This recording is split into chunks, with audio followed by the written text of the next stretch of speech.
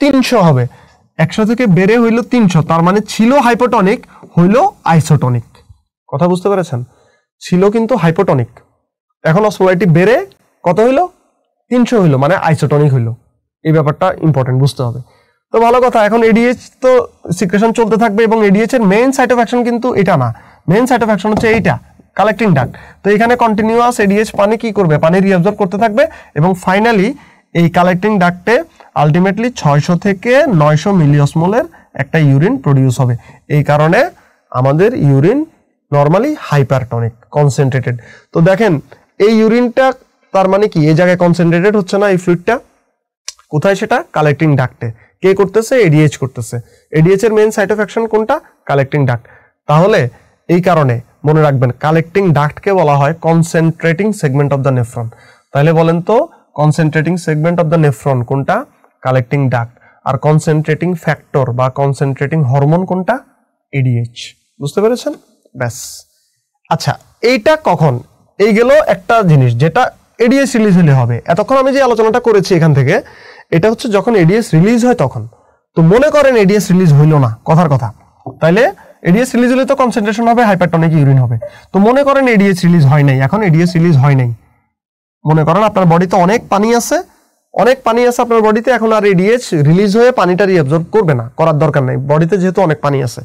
তখন কি হবে বলেন তো, তখন এই এডিএইচ রিলিজ না হওয়ার কারণে এক ফোঁটা পানিও আর রিঅবজর্ব হবে না, তার মানে এই হাইপোটনিক ফ্লুইডটাই ইউরিন হয়ে বের হয়ে যাবে, অর্থাৎ ইউরিনের অসমোলারিটি তখন এই 100ই পাওয়া যাবে, অর্থাৎ হাইপোটনিক ইউরিন হবে। ইউরিনটা হবে ডাইলিউটেড, ইউরিনটা হবে ডাইলিউটেড। তার মানে ইউরিন হাইপারটনিক নাকি হাইপোটনিক, অর্থাৎ কনসেন্ট্রেটেড নাকি ডাইলিউটেড ইউরিন হবে, এটা ডিপেন্ড করে কার উপরে, এটা ডিপেন্ড করে এডিএইচ এর উপরে। যদি এডিএইচ রিলিজ হয় তাহলে হাইপারটনিক ইউরিন হবে, কনসেন্ট্রেশন হবে, আর এডিএইচ যদি রিলিজ না হয় তাহলে ডাইলিউটেড ইউরিন পাওয়া যাবে। বুঝা গেছে কথাটা? ব্যাস। এখন আসেন আমরা একটু দাগাদাগি করব, আমাদের মূল আলোচনাটা বোঝার জায়গাটা শেষ হয়ে গেছে, এখন আমরা একটু দাগাদাগি করতে পারি। তো আমরা চলে যাব কোথায় বলেন, আমরা চলে যাব পেজ নাম্বার দেখি 31 এ চলে যাব আমরা, পেজ নাম্বার 31 এ দেখেন একটা হেডলাইন আছে, টিউবুলার রিঅবজর্পশন এন্ড সিক্রেশন। হ্যাঁ, এখানে আপনারা এই বক্সটা দেখতে পারবেন, এই বক্সটা একটা ইনফিনিটি স্টার দেন, এই বক্সটা একটা ইনফিনিটি স্টার দেন। তো আমাদের কিন্তু এই বক্সটা পড়া শেষ। দেখেন এখানে নেফ্রনের বিভিন্ন জায়গা দেখানো হয়েছে, PCT, thick ascending limb, early DCT, late DCT, collecting tubule, collecting duct. তো দেখেন কোন জায়গায় সোডিয়াম কতটুকু রিঅবজর্ব হয়, পানি রিঅবজর্পশনের কি অবস্থা এবং কোন জায়গায় কোন ডায়োরেটিক কাজ করে সেগুলো নিয়ে আলোচনা আছে, আমরা একটু দেখি। দেখেন সোডিয়াম পিসিটিতে সব থেকে বেশি রিঅবজর্ব হয় 70%-এর মতো, 60 থেকে 70%। অনেকগুলো এখানে চ্যানেল আছে সোডিয়াম রিঅবজর্পশনের জন্য, তার মধ্যে একটা চ্যানেল আমরা জানি যে সোডিয়াম হাইড্রোজেন অ্যান্টিপোর্ট, তাই না? আচ্ছা, কত পার্সেন্ট সোডিয়াম রিঅবজর্ব হয়, এই যে দেখেন 65%-এর মতো। ওকে, আর যতটুকু সোডিয়াম ঠিক ততটুকু পানি রিঅবজর্ব হয়, এই কারণে এটা হাইলি ওয়াটার পারমিবল। ওয়াটার পারমিবিলিটি দেখেন হাইলি পারমিবল হচ্ছে পিসিটি। আর এখানে কোন ডায়োরেটিক কাজ করে, অ্যাসিটাজোলামাইড, এটা আপনারা সবাই জানেন। থিক অ্যাসেন্ডিং লিম্বে একটা চ্যানেল ছিল সোডিয়াম পটাশিয়াম 2 ক্লোরাইড চ্যানেল, এই চ্যানেলের মাধ্যমে 25% সোডিয়াম রিঅবজর্ব হয়। এবং এখানে কোন ডায়োরেটিক কাজ করে, ফিউরোসেমাইড কাজ করে, লুপ ডায়োরেটিক এই চ্যানেলটাকে ব্লক করে, আপনারা জানেন। আর্লি ডিসিটিতে যান, আর্লি ডিসিটিতে যে সোডিয়াম ক্লোরাইড কো ট্রান্সপোর্টার ছিল, এর মাধ্যমে 6% সোডিয়াম রিঅবজর্ব হয় এবং এই চ্যানেলটাকে ইনহিবিট করে কে, থায়াজাইড ডায়োরেটিক। আর থায়াজাইড যখন এটাকে ইনহিবিট করে তখন ওই যে ক্যালসিয়াম ঢোকা শুরু করে নেগেটিভিটিটাকে কম্পেনসেট করার জন্য এবং হাইপারক্যালসিমিয়া করে, মনে আছে? ওকে, এবারে যান late DCT, collecting tubule, collecting duct. এইসব জায়গায় কি হবে, এইসব জায়গায় অ্যালডোস্টেরন কাজ করবে। কে কাজ করবে, অ্যালডোস্টেরন কাজ করবে। অ্যালডোস্টেরন কাজ করে সোডিয়াম রিঅবজর্পশন হবে একটা চ্যানেল দিয়ে, আরেকটা চ্যানেল দিয়ে পটাশিয়াম বের হবে, আরেকটা চ্যানেল দিয়ে হাইড্রোজেন আয়ন বের হবে, দুইটার যে কোনো একটা বের হবে, নরমালি পটাশিয়াম বের হবে, বলছিলাম না? ওকে, তো কে করে এটা, অ্যালডোস্টেরন করে থাকে। ওকে, তো কত পার্সেন্ট সোডিয়াম রিঅবজর্পশন হয় এর মাধ্যমে, 2 থেকে 3% সোডিয়াম রিঅবজর্পশন হয়। আর আরেকটা কথা বলি, এখানে কোন ডায়োরেটিক কাজ করে, এই late DCT, collecting tubule, collecting duct. এখানে কিন্তু ওই যে পটাশিয়াম স্পেয়ারিং ডায়োরেটিক যেগুলো অ্যামিলোরাইড, স্পাইরোনোল্যাকটোন, এগুলো কাজ করে থাকে। আরেকটা কথা বলেছিলাম, থিক অ্যাসেন্ডিং লিম্ব থেকে আর্লি ডিসিটি, এই জায়গাটা ওয়াটার ইম্পারমিবল, দেখেন ওয়াটার ইম্পারমিবল এই জায়গাটা। আর late DCT, collecting tubule, collecting duct, এইসব জায়গার water permeability depends on ADH. দেখেন পারমিবিলিটি ইনক্রিজ বাই এডিএইচ। বুঝতে পেরেছেন? আচ্ছা, আশা করি জিনিসটা ক্লিয়ার হয়ে গেছে এখন। আর আরেকটা প্রশ্ন যদি আপনাদেরকে করি, বলেন তো most potent sodium retaining hormone. দেখেন সোডিয়াম রিঅবজর্পশন করে কোন হরমোন, মোস্ট পটেন্ট? দুইটা অপশন, একটা হচ্ছে অ্যালডোস্টেরন আর একটা হচ্ছে এনজিওটেনসিন 2, দুইটাই কিন্তু রিঅবজর্পশন করে। তো তো দেখেন অ্যালডোস্টেরন কতটুকু সোডিয়াম রিঅ্যাবজর্পশন করে, মাত্র 2 থেকে 3%। আর এনজিওটেনসিন 2টা দেখেন এই যে পিসিটিতে কাজ করে, হ্যাঁ, কত পার্সেন্ট সোডিয়াম রিঅ্যাবজর্পশন করতেছে? 65। তাহলে মনে রাখবেন most potent sodium retaining hormone হচ্ছে এনজিওটেনসিন 2। সো এটা মাথায় রাখবেন, ব্যাস। এটা ইনফিনিটি স্টার দিয়ে ইনফরমেশনগুলো জানলেই চলবে। এখন আমরা আবারও চলে যাব পেজ নাম্বার 47, আবারও আগের জায়গায় চলে যাই। পেজ নাম্বার 47-এ দেখেন ওয়াটার ডায়ালিসিস অসমোটিক ডায়ালিসিসের একটা পার্থক্য আছে। এটা 2 স্টার দেন, এটা বডি ফ্লুইডে ভালো করে পড়বেন। এটা infinity star, adverse effect of loop and thiazide diuretic. আচ্ছা, এখানে দেখেন এই রেনাল সাইড ইফেক্টগুলো এখন আমরা সবই পারি। আর একটা কথা বলি, মেটাবলিক সাইড ইফেক্ট আছে, দেখে নেবেন। একটা ডায়ুরেটিক আছে যেটা গাইনোকোম্যাসিয়া করে। কোন ডায়ুরেটিক গাইনোকোম্যাসিয়া করে? স্পাইরোনোল্যাকটোন। এটা মনে রাখতে হবে, স্পাইরোনোল্যাকটোন কিন্তু গাইনোকোম্যাসিয়া করে। ওকে, আচ্ছা, তারপরে পেজ নাম্বার 47-এর যে বক্সটা আছে এই বক্সটা 3 স্টার দিয়ে পড়বেন, ব্যাস। আর 48-এরটা পড়া লাগবে না, 47-এরটা পড়লে, আর 48-এরটা পড়া লাগবে না। আর 48-এ একটা ডোন্ট ফরগেট বক্স না পড়লেও চলবে, নর্মাল একবার রিডিং পড়লেই হবে। ওকে, এরই সাথে সাথে এটা শেষ। এখন আমরা এটা একটু আনসার করার চেষ্টা করি। তো a 73-year-old lady is admitted for laparoscopic cholecystectomy. During her preoperative assessment, it is noted that she is receiving furosemide for the treatment of hypertension. What is the site of action of furosemide? বলেন। furosemide মানে loop diuretic, কোথায় কাজ করবে? Thick ascending লিম্বে। কোন চ্যানেলের উপরে কাজ করবে? সোডিয়াম পটাশিয়াম 2 ক্লোরাইড চ্যানেলের উপরে কাজ করে। তাহলে আপনি আমাকে বলেন তো এখানে আনসার কোনটা হবে? D, sorry C, C thick ascending limb of loop of ইন্ডি। এখানে কোন চ্যানেল? সোডিয়াম পটাশিয়াম 2 ক্লোরাইড চ্যানেলের উপরে। ওকে, আসেন ফরমেশন অফ ইউরিন, মজার ব্যাপার, এটাও আমাদের এখন পড়া শেষ। এই ফরমেশন অফ ইউরিন কত নাম্বার পেজে আছে আমরা একটু দেখি। Page number 29। পেজ নাম্বার 29-এ ফরমেশন অফ ইউরিন টপিকটা পাবেন। সেখানে গেলে আপনি প্রথমে মেকানিজম অফ ইউরিন ফরমেশনের, এটার ভিতরে 3টা লাইন পাবেন, 3টা প্রসেস। একটা হচ্ছে গ্লোমেরুলার ফিল্ট্রেশন হবে, তারপরে রিঅ্যাবজর্পশন হবে, আবার সিক্রেশন হবে, ফাইনালি ইউরিনটা তৈরি হবে। ওকে, 3টা স্টেপ আর কি, glomerular filtration, tubular reabsorption, tubular secretion.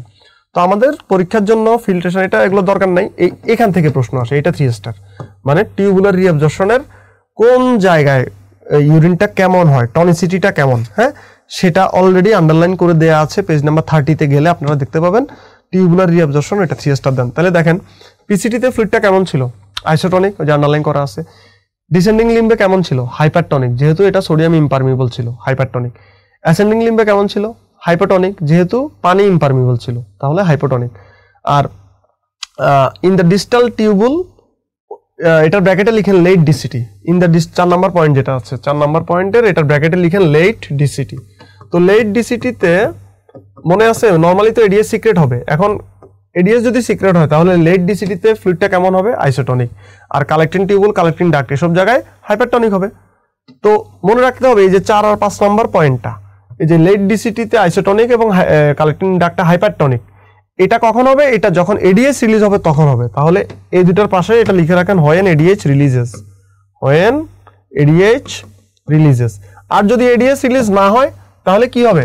তাহলে এই হাইপোটনিকটাই সব জায়গায় হবে। হাইপোটনিক, ওই যে অ্যাসেন্ডিং এ হাইপোটনিক ছিল না, ওইটাই আলটিমেটলি ইয়েতে এই ডিস্টাল লেট ডিসিটিতেও সেটা, এবং কালেক্টিং টিউবুল, কালেক্টিং ডাক্টেও সেটাই হাইপোটনিক হবে। ইউরিনটা তখন হাইপোটনিক হবে যদি এডিএস রিলিজ না হয়। ওকে, শেষ। টিউবুলার সিক্রেশনের শুধু প্রথম পয়েন্টটা পড়বেন, পিসিটিতে কি কি জিনিস সিক্রেট হয়, এটা এই জিনিসগুলো একটু মুখস্থ করে নিতে হবে, কিছু করার নেই। হ্যাঁ, এটা একটু মুখস্থ করে নিতে হবে। 31 নাম্বার পেজের যে বক্সটা, এটা আমরা অলরেডি ইনফিনিটি স্টার দিয়ে দিছি। পেজ নাম্বার আমরা চলে যাব 30, ও আচ্ছা 30-তে আছে। আবার 30-তে ইউরিন আর ফিল্ট্রেটের একটা পার্থক্য আছে, একবার রিডিং দিবেন 2 স্টার দিয়ে, 2 স্টার দিয়ে একবার রিডিং। 32-তে চলে যান, page number 32। Function of PCT, এটা 3 স্টার দেন। ফাংশন অফ পিসিটি 3 স্টার দেন, এবং এখানে একটা লাইন লিখেন, যে কোনো filtered substance including water maximum reabsorption হয় পিসিটিতে। লেখেন, যে কোনো filtered substance including water maximum reabsorption হয় পিসিটিতে। তাহলে আমি বলি আপনাকে, যদি বলি সোডিয়াম কোথায় ম্যাক্সিমাম রিঅ্যাবজর্পশন হয়? পিসিটি। পানি কোথায় ম্যাক্সিমাম রিঅ্যাবজর্পশন হয়? পিসিটি। তারপরে বলেন ফসফেট কোথায় ম্যাক্সিমাম রিঅ্যাবজর্পশন হয়? পিসিটি। যেটাই বলি পিসিটি। ওকে, তো পিসিটিতে যে পানিটা রিঅ্যাবজর্ব হয় দেখেন 60 থেকে 70%, এটাকে বলা হয় অব্লিগেটরি ওয়াটার রিঅ্যাবজর্পশন। কি বলে? Obligatory water reabsorption. এই কথাটা লিখে রাখেন। হাইড্রোজেন আয়ন সিক্রেশন হয় 90% হাইড্রোজেন, এবং এটার পাশে লিখেন proximal acidification. Hydrogen ion secretion হওয়ার ফলে ইউরিনটা অ্যাসিডিক হয়, তাহলে লিখেন প্রক্সিমাল অ্যাসিডিফিকেশন। অ্যাসিডিফিকেশনের দুটো টাইপ, একটা হচ্ছে প্রক্সিমাল, একটা ডিস্টাল। পিসিটিতে যেটা হয় এটা proximal. Okay, complete reabsorption of nutrient, 5টা জিনিস আছে যেগুলো কমপ্লিট রিঅ্যাবজর্পশন হয়, glucose, amino acid, vitamin, ketone body.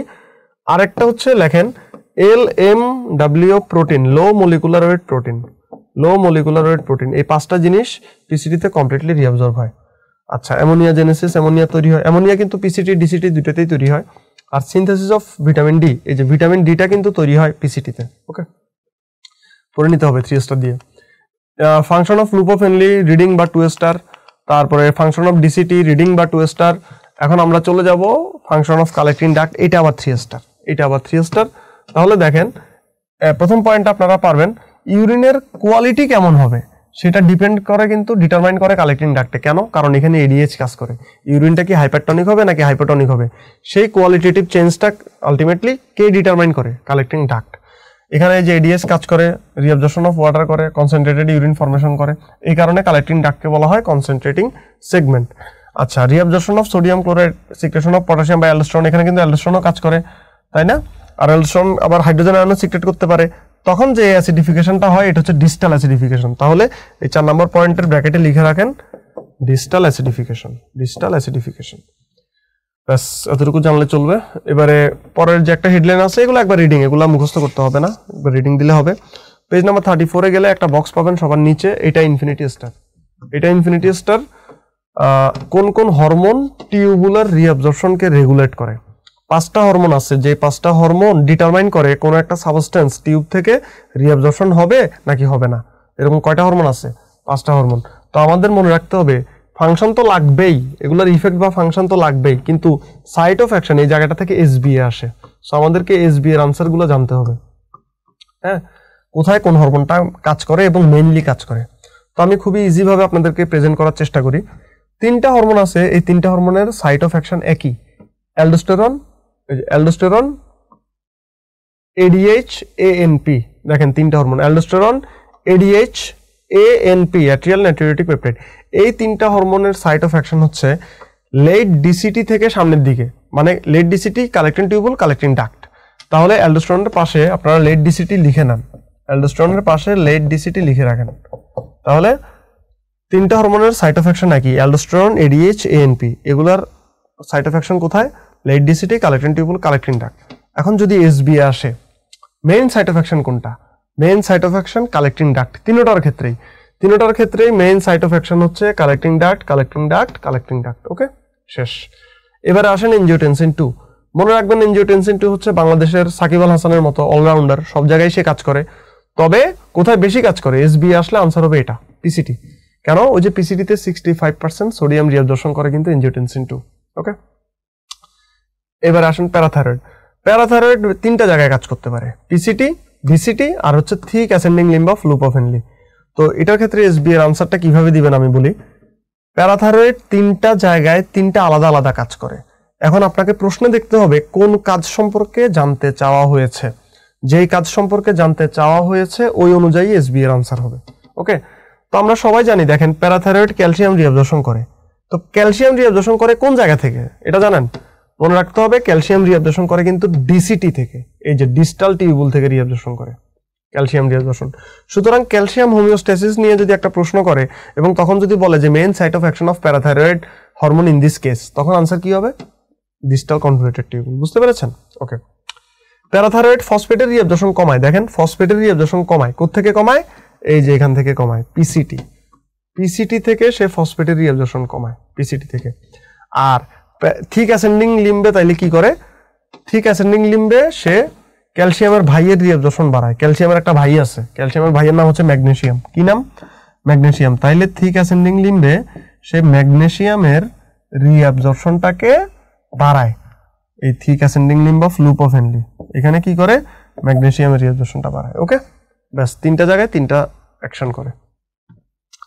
Page number 35-এ যান। 35-এ গেলে আপনারা প্রথম 2টা পড়লেই চলবে, 3 স্টার অলরেডি দেয়া আছে, প্রথম 2টা পড়লেই চলবে। কমপ্লিটলি রিঅ্যাবজর্ব তো 5টা জিনিস আগেই বলছি, আর প্যাসিভলি রিঅ্যাবজর্ব 2টা, সোডিয়ামের সাথে যাদের রিলেশন আছে, সোডিয়ামের সাথে পানি এবং ক্লোরাইড ঘোরাঘুরি করে, সুতরাং এই 2টা হচ্ছে সোডিয়ামের সাথে প্যাসিভলি রিঅ্যাবজর্ব হয়। ব্যাস, এখান থেকে আর কিছুই পড়তে হবে না। এটা একবার রিডিং পড়তে পারেন, সোডিয়ামের ট্রান্সপোর্টারগুলো দেখানো আছে, না দেখলেও সমস্যা নেই। 37-এ চলে যান। 37-এ গেলে একটা বক্স পাবেন, এইটা একটু দেখতে হবে, এইটার জাস্ট একটা ইনফরমেশন আমি বলি, এটা কি, এটা হচ্ছে রেনাল টিউবুলের মধ্যে কি কি জিনিস সিক্রেট হয়। কিছু ফিজিওলজিক্যাল সাবস্টেন্স আছে, কিছু মেটাবলিক এন্ড প্রোডাক্ট আছে। তো একবার এসবি আসছিল মেটাবলিক এন্ড প্রোডাক্টগুলোর মধ্যে কোনটা সব থেকে বেশি সিক্রেট হয়, এটা এসবিএ যদি আসে আনসার হবে ইউরিয়া। মানে এই এন্ড প্রোডাক্টটা সব থেকে বেশি ইউরিনের মাধ্যমে বের হয়, ইউরিয়া। বুঝতে পেরেছেন? আর বাকিগুলো কিন্তু এমসিকিউ এর জন্য আপনাকে জানতে হবে। ওকে, ব্যাস সামনে আগাই এবং এটা একটু আনসার করার চেষ্টা করি। Hormones that regulate reabsorption of substance from PCT. পিসিটিতে কোন কোন হরমোন কাজ করে বলেন? Aldosterone, no, aldosterone late DCT থেকে onward, collecting tubule, collecting duct. এএনপিও লেট ডিসিটি থেকে কালেক্টিং টিউবুল, কালেক্টিং ডাক্ট। এডিএইচও লেট ডিসিটি থেকে কালেক্টিং টিউবুল, কালেক্টিং ডাক্ট। তার মানে এই তিনটা আনসার হবে না, তাহলে আনসার কি হবে? এই যে এনজিওটেনসিন 2, এটার মেইন সাইট অফ অ্যাকশনই পিসিটি। প্যারাথাইরয়েডের পিসিটিতে কি ফাংশন আছে? আছে। পিসিটি থেকে সে ফসফেটের রিঅ্যাবজর্পশন কমায়, তাহলে বি আর সি ট্রু, বাকিগুলো ফলস। ওকে, সামনে আগাই। Following substance are completely reabsorb from renal tubule. ওই যে ওই পাঁচটা জিনিস এটা মুখস্থ করতে হবে, গ্লুকোজ, ভিটামিন, অ্যামিনো অ্যাসিড, এগুলা এই তিনটা জিনিস কমপ্লিটলি রিঅ্যাবজর্ব হয়। আর আরো দুইটা আছে, দেখে নেবেন। সামনে আগাই। আমাদের আরেকটা টপিক এখানে গুরুত্বপূর্ণ টপিক আছে, অ্যাসিডিফিকেশন অফ ইউরিন। এটাও একটা 3 স্টার টপিক, তো এটা বেশি ঝামেলা না, এটা সোজা আছে। পেজ নাম্বার 39 গেলে আপনারা এই অ্যাসিডিফিকেশন অফ ইউরিন টপিকটা দেখতে পাবেন, পেজ নাম্বার 39। তো অ্যাসিডিফিকেশন অফ ইউরিনের ব্যাপারে আমি আপনাদেরকে একটু প্রথমে আলোচনা ব্যাপারটা বুঝিয়ে বলি কি হয়। দেখেন, আমাদের ব্লাড কিন্তু অ্যালকালাইন, আমাদের ব্লাডের পিএইচ কত? 7.35 থেকে 7.45। ওকে, তো আমাদের ব্লাড অ্যালকালাইন হওয়া সত্ত্বেও আমাদের ইউরিন কিন্তু নর্মালি অ্যাসিডিক। এটা কেন? কারণটা হচ্ছে, শুনেন, আমাদের বডিতে প্রতিদিন অজস্র মেটাবলিক পাথওয়ে হয়। এই মেটাবলিক পাথওয়েগুলোর মাধ্যমে বডিতে প্রতিদিনই কিছু নির্দিষ্ট পরিমাণ অ্যাসিড তৈরি হয় এবং কিছু নির্দিষ্ট পরিমাণ অ্যালকালি তৈরি হয়। হিসাব করে দেখা যায় যতটুকু অ্যালকালি তৈরি হয় তার থেকে একটু বেশি অ্যাসিড তৈরি হয় প্রতিদিন। তার মানে আমাদের বডি হচ্ছে নেট অ্যাসিড প্রডিউসার, মানে আলটিমেটলি অ্যাসিডটা বেশি তৈরি হয়। এই বাড়তি অ্যাসিডটাকে কোনোভাবেই বডিতে জমতে দেওয়া যাবে না, এটাকে অবশ্যই বডি থেকে এলিমিনেট করতে হবে। যদি আপনি এলিমিনেট করতে না পারেন তাহলে বডিতে এটা জমে যাবে এবং তখন কিন্তু মেটাবলিক অ্যাসিডোসিস হবে। বুঝতে পেরেছেন? তার মানে বডি থেকে এটা অবশ্যই এলিমিনেট করতে হবে। এলিমিনেট করার ওয়ে হচ্ছে দুইটা। এক, আপনি রেসপিরেটরি ট্র্যাক্টের মাধ্যমে এলিমিনেট করতে পারেন, ভোলাটাইল অ্যাসিড যা আছে সেগুলো রেসপিরেটরি ট্র্যাক্টের মাধ্যমে বের হবে। আর নন ভোলাটাইল অ্যাসিড যেগুলো আছে এগুলো সবই বের হবে কিডনি দিয়ে, ইউরিনের মাধ্যমে, রেনাল সিস্টেমের মাধ্যমে। এই কারণে যেহেতু আমাদের বডি প্রতিদিন বেশি অ্যাসিড তৈরি করে এবং এই বাড়তি অ্যাসিডটা বের করার দায়িত্ব পড়ে দুইটা অর্গানের, একটা হচ্ছে লাংস আর একটা হচ্ছে কিডনি। এই কারণে আমাদের ইউরিন অলওয়েজই অ্যাসিডিক, নর্মালি ইউরিন অ্যাসিডিক। তো ইউরিন অ্যাসিডিক হওয়ার দুইটা প্রসেস আছে, একটা হচ্ছে প্রক্সিমাল অ্যাসিডিফিকেশন আর একটা হচ্ছে ডিস্টাল অ্যাসিডিফিকেশন। বুঝতে পেরেছেন? তো আমরা সেই প্রসেসটা নিয়ে এখন আলোচনা করব। তো এটা পড়াতে গিয়ে আমি আপনাদেরকে আবার একটা ছবি দেখাবো, এই ছবিটা আপনারা একটা স্ক্রিনশট দিয়ে নেন। এবং এটা দেখতে অনেকটা আগের ছবিটার মতো মনে হচ্ছে ডায়ুরেটিক্সের, বাট ওইটা আর এটা কিন্তু আলাদা। সুতরাং এটা আলাদা করে একটা স্ক্রিনশট নিয়ে রাখবেন এবং এইটা কিন্তু আপনারা অবশ্যই এই জায়গাটা এঁকে ফেলবেন। হ্যাঁ, ঠিক আছে, আমরা তাহলে শুরু করি। প্রথমে প্রক্সিমাল অ্যাসিডিফিকেশনটা আমরা আলোচনা করি, আসেন। দেখেন, এটা হচ্ছে গ্লোমেরুলার মেমব্রেন। তো ফিল্ট্রেশনের ফলে সোডিয়াম আসে, বাইকার্বনেট আসে, অনেকগুলো জিনিসপত্র আসে। সোডিয়াম অনেকগুলো ওয়েতে পিসিটিতে রিঅ্যাবজর্ব হয়, তার মধ্যে একটা ওয়ে এখানে দেখানো আছে, সোডিয়াম হাইড্রোজেন অ্যান্টিপোর্ট। সোডিয়াম রিঅ্যাবজর্পশন হয় এবং এটার এক্সচেঞ্জে একটা হাইড্রোজেন আয়ন সিক্রেশন হয়। এই যে হাইড্রোজেন আয়নটা সিক্রেশন হইলো তখনই ইউরিনটা অ্যাসিডিক হইলো। বুঝা গেছে কথাটা? এই যে হাইড্রোজেন আয়নটা সিক্রেট হইলো না, তার মানে ইউরিনটা অ্যাসিডিক হইলো। এখন আমাদের প্রথমে ব্লাডের পিএইচ ছিল 7.4, ফিল্ট্রেটের পিএইচও 7.4 ছিল। যখন এই হাইড্রোজেন আয়ন সিক্রেট হয়ে ইউরিনটা অ্যাসিডিক হচ্ছে, তার মানে পিএইচটা কমা শুরু করলো। কমতে কমতে প্রক্সিমাল অ্যাসিডিফিকেশনের ফলে পিএইচটা 6.8 পর্যন্ত নামতে পারে। বুঝা গেছে? আচ্ছা, আরেকটা কথা বলি, প্রক্সিমাল অ্যাসিডিফিকেশন কিন্তু পিসিটিতে মেইনলি হয়, এছাড়া আরো একটা জায়গায় হয়, সেটা হচ্ছে থিক অ্যাসেন্ডিং লিম্ব। এখানেও কিন্তু প্রক্সিমাল অ্যাসিডিফিকেশন হতে পারে, 10 থেকে 20% হয় এখানে, আর প্রায় 80 থেকে 90%ই কোথায় হয়? পিসিটিতে হয়। ওকে, এখন আসেন, এই যে হাইড্রোজেন আয়নটা সিক্রেট হলো, এটাকে এখানে বাফারিং করার জন্য একটা বাফার উপস্থিত থাকে, চেষ্টা করে আর কি, সেটা হচ্ছে বাইকার্বনেট বাফার। তাহলে দেখেন, হাইড্রোজেন আর বাইকার্বনেট তখন বিক্রিয়া করে কার্বনিক অ্যাসিড তৈরি করে। এই কার্বনিক অ্যাসিডটা ভেঙে কার্বন ডাইঅক্সাইড এবং পানিতে পরিণত হয়। কার্বন ডাইঅক্সাইডটা রিঅ্যাবজর্ব হয়ে এই সেলের ভিতরে ঢুকে যাবে। সেলের সাইটোপ্লাজমিক ওয়াটারের সাথে কার্বন ডাইঅক্সাইডটা বিক্রিয়া করে আবারও কার্বনিক অ্যাসিড তৈরি করবে। সেই কার্বনিক অ্যাসিডটা ভেঙে বাইকার্বনেট এবং হাইড্রোজেন আয়নে পরিণত হবে। এই বাইকার্বনেট আয়নটা কি হবে বলেন তো, এটা কিন্তু রিঅ্যাবজর্ব হয়ে ব্লাডে চলে যাবে। এই কারণে প্রক্সিমাল অ্যাসিডিফিকেশনের আরেকটা নাম হচ্ছে বাইকার্বনেট রিঅ্যাবজর্পশন মেকানিজম। কি নাম? Bicarbonate reabsorption mechanism. শেষ। তাহলে আমরা একটু সামারি করি। বলেন তো প্রক্সিমাল অ্যাসিডিফিকেশন কোথায় কোথায় হয়? দুইটা জায়গায়, পিসিটি এবং থিক অ্যাসেন্ডিং লিম্ব। কোথায় মেইনলি হয়? পিসিটিতে। প্রক্সিমাল অ্যাসিডিফিকেশনের আরেক নাম কি? Bicarbonate reabsorption mechanism. প্রক্সিমাল অ্যাসিডিফিকেশনের ফলে পিএইচটা কতটুকু নামে? 7.4 থেকে 6.8 পর্যন্ত নামতে পারে। প্রক্সিমাল অ্যাসিডিফিকেশনের মেইন বাফারটা কোনটা? Bicarbonate buffer. বুঝা গেছে? শেষ। এখন আসেন ডিস্টাল অ্যাসিডিফিকেশন। ডিস্টাল অ্যাসিডিফিকেশনের মেইন সাইট কিন্তু কালেক্টিং ডাক্ট। এটা একটু আপনাকে মনে রাখতেই হবে। শুনেন, ডিস্টাল অ্যাসিডিফিকেশনের মেইন সাইট কালেক্টিং ডাক্ট, কিন্তু পার্টলি লেট ডিসিটিতেও হয়। এই যে এটা হচ্ছে লেট ডিসিটি, হ্যাঁ এটা লেট ডিসিটি, এটা কালেক্টিং ডাক্ট। পার্টলি হয় লেট ডিসিটিতে, মেইনলি হয় কালেক্টিং ডাক্টে। ছবিটা আঁকা হয়েছে লেট ডিসিটিতে যাতে লিখতে সুবিধা হয়, আর কিছু না। কিন্তু এটা মনে রাখতে হবে মেইন সাইটটা কিন্তু কালেক্টিং ডাক্ট। ওকে, আচ্ছা তো কি হয় আমরা একটু দেখার চেষ্টা করি। আসেন, সরি, হ্যাঁ, তো কি হয় ডিস্টাল অ্যাসিডিফিকেশনে? দেখেন, সেলের মধ্যে কার্বন ডাইঅক্সাইড তৈরি হয় বিভিন্ন মেটাবলিক পাথওয়ের ফলে। বাই প্রোডাক্ট হিসেবে সেলের ভিতরে কার্বন ডাইঅক্সাইড তৈরি হয়। কার্বন ডাইঅক্সাইডটা সেলের সাইটোপ্লাজমিক ওয়াটারের সাথে বিক্রিয়া করে কার্বনিক অ্যাসিড তৈরি করে। সেই কার্বনিক অ্যাসিডটা ভেঙে হাইড্রোজেন আয়ন এবং বাইকার্বনেট আয়নে পরিণত হয়। এই হাইড্রোজেন আয়নটা সিক্রেশন হয় টিউবে। তার মানে এই ফ্লুইডটা এখন আবারও অ্যাসিডিফিকেশন হবে। দেখেন, প্রক্সিমাল অ্যাসিডিফিকেশনের ফলে অলরেডি পিএইচটা 6.8 এ নেমে গেছিল।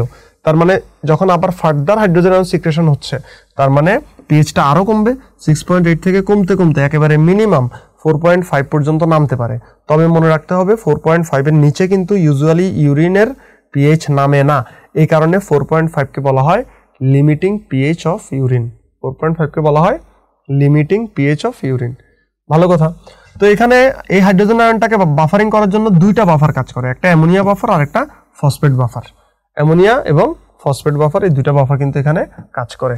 ওকে, আরেকটা জিনিস খেয়াল করেন, এই যে কার্বনিক অ্যাসিডটা ভেঙে তো দুটা জিনিস হয়, একটা হাইড্রোজেন আয়ন, এটা সিক্রেট হয়, আর একটা যে বাইকার্বনেট আয়ন হয়, এটা কিন্তু রিঅ্যাবজর্ব হয়ে ব্লাডে চলে যায়। ওকে, কিন্তু আমরা এখানে এটাকে বলতেছি বাইকার্বনেট জেনারেশন মেকানিজম। কেন? দেখেন, পিসিটিতেও তো রিঅ্যাবজর্ব হয়। দেখেন, এই যে পিসিটিতে প্রক্সিমাল অ্যাসিডিফিকেশন হয়, কিন্তু এই বাইকার্বনেটটা রিঅ্যাবজর্ব হয়ে ব্লাডে গেছে, ওইটাকে কিন্তু আমরা বাইকার্বনেট রিঅ্যাবজর্পশন মেকানিজম বলি। বাট এখানেও রিঅ্যাবজর্পশন হয়, কিন্তু আমরা এটাকে বলছি বাইকার্বনেট জেনারেশন মেকানিজম। কেন? এটার একটা কারণ হচ্ছে, এই যে দেখেন, বাইকার্বনেটের মধ্যে যে কার্বন ডাইঅক্সাইডটা আছে, এই কার্বন ডাইঅক্সাইডটা প্রক্সিমাল অ্যাসিডিফিকেশনের ক্ষেত্রে এটা কিন্তু এই কার্বন ডাইঅক্সাইড যেটা রিঅ্যাবজর্ব হয়ে আসছিল, ওকে, এটা কিন্তু টিউব থেকে রিঅ্যাবজর্ব হয়ে গেছে, এই কারণে রিঅ্যাবজর্পশন মেকানিজম। বাট এখানকার যে কার্বন ডাইঅক্সাইডটা, এই বাইকার্বনেটের কার্বন ডাইঅক্সাইড, এটা কিন্তু রিঅ্যাবজর্ব হয়ে আসে নাই, এটা এই সেলের ভিতরে জেনারেট করে, তৈরি হয়। এই কারণে এটাকে বলা হয় বাইকার্বনেট জেনারেশন মেকানিজম। বুঝতে পেরেছেন? তাহলে আসেন আমরা সামারি করি। সামারিতে তাহলে ডিস্টাল অ্যাসিডিফিকেশন মেইন সাইট কোনটা? মেইন সাইট কালেক্টিং ডাক্ট, আর পার্টলি কোথায় হয়? পার্টলি হয় লেট ডিসিটি। আচ্ছা, ডিস্টাল অ্যাসিডিফিকেশনের আরেক নাম কি? Bicarbonate generation mechanism. আচ্ছা, এখানকার বাফার কয়টা? দুইটা। কি কি? অ্যামোনিয়া এবং ফসফেট বাফার। পিএইচটা কত হতে পারে? 6.8 থেকে 4.5 পর্যন্ত হয়, এবং 4.5 কে বলা হয় লিমিটিং পিএইচ অফ ইউরিন। ওকে, তাহলে আমরা এখন পেজ নাম্বার 39 এ যাই। 39 এ গিয়ে আমরা এগুলো একটু মার্ক করার চেষ্টা করি। আসেন, দেখেন, প্রক্সিমাল অ্যাসিডিফিকেশন লেখা আছে, এটার ব্র্যাকেটে, হেডলাইনের ব্র্যাকেটে দেখেন বাইকার্বনেট রিঅ্যাবজর্পশন মেকানিজম এটা লেখা আছে। তার পাশে লেখা আছে role of bicarbonate buffer, underline করেন পুরা line. Proximal acidification, bicarbonate reabsorption mechanism, role of bicarbonate buffer. তো প্রথম বুলেটটা দাগান, এখানে সাইডটা বলা আছে পিসিটিতে 80-90%, আর অ্যাসেন্ডিং লিম্বে 10-20%। সবার লাস্টের বুলেটটা যেটা আছে সেটা দাগান, পিএইচটা দেয়া আছে, এটা হচ্ছে 7.4 থেকে 6.8 পর্যন্ত নামতে পারে। শেষ। পরের পেজে আমরা চলে যাব, ডিস্টাল অ্যাসিডিফিকেশন। হেডলাইনের পাশে লেখা আছে ব্র্যাকেটে বাইকার্বনেট জেনারেশন মেকানিজম, এটা ভালো করে দেখান, জেনারেশন মেকানিজম। এবং এখানে দুইটা বাফারের রোল আছে, একটা হচ্ছে অ্যামোনিয়া বাফার এবং ফসফেট বাফার, দুইটা বাফারের রোল আছে। তাহলে কিডনির বাফার কয়টা? তিনটা, bicarbonate, ammonia, phosphate. Main buffer কোনটা? মেইন বাফার কিন্তু অ্যামোনিয়া, এটা মনে রাখবেন, মেইন বাফার হচ্ছে অ্যামোনিয়া। তো এটা 2 নম্বর বুলেটটা দাগান, এটার সাইডটা দেয়া আছে প্রাইমারিলি হবে কালেক্টিং ডাক্টে, পার্টলি হবে ডিসিটিতে।